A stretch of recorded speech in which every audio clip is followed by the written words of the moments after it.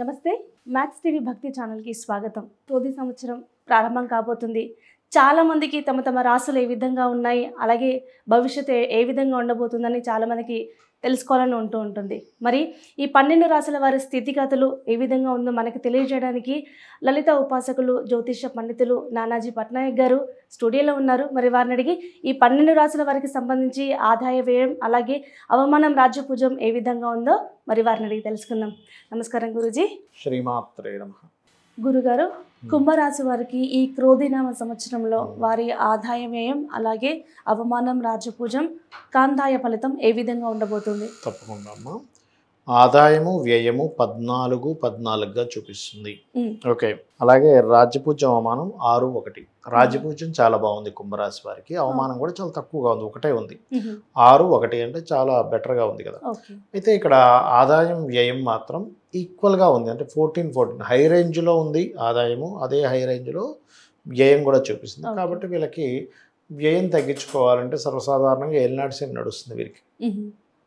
అయితే వ్యయం ఎక్కువగా ఎప్పుడు వచ్చే ఛాన్స్ ఉంది అని చూసుకుంటే కనుక వీళ్ళకి జూన్ నుంచి మిడిల్ ఆఫ్ ది అక్టోబర్ టైంలో కాస్త వ్యయం ఎక్కువగా కనిపిస్తుంది.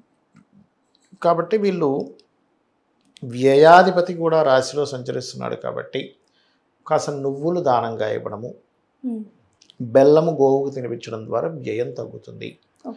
ఆదాయం ఎలాగో ఎక్కువగా ఉంది, so no need to worry. ఇక మిగతా అంశాలు కనుక చూసుకుంటే వీరికి సర్వసాధారణంగా వీళ్ళకి ఈ సంవత్సరం అంటే ఇంక ఉగాదికి ముందు నుంచే కాస్త శని సంచారం అక్కడే ఉంటూ కుజుడు రవి వస్తున్నందుకు కొంచెం మదర్ హెల్త్ విషయంలో కొంచెం చూసుకోవాలి.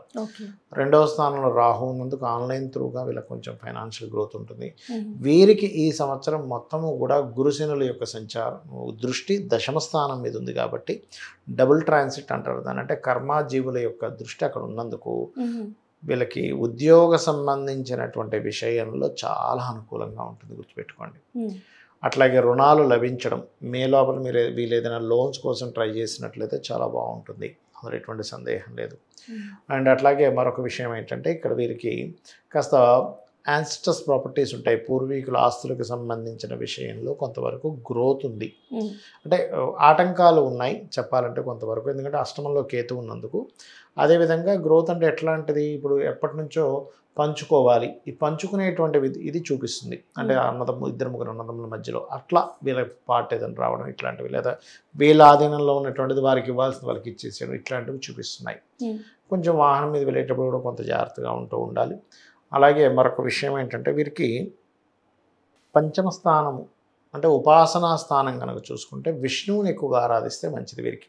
అలాగే కాందాయ ఫలం కూడా చూసుకున్నట్లయితే వీరికి ప్రత్యేకంగా కుంభరాశిలో కనుక చూసుకుంటే ధనిష్ట 3-4 పాదాలు, శతభిష నక్షత్రము, పూర్వభాద్ర నక్షత్రం 1-2-3 పాదాలు ఉంటాయి.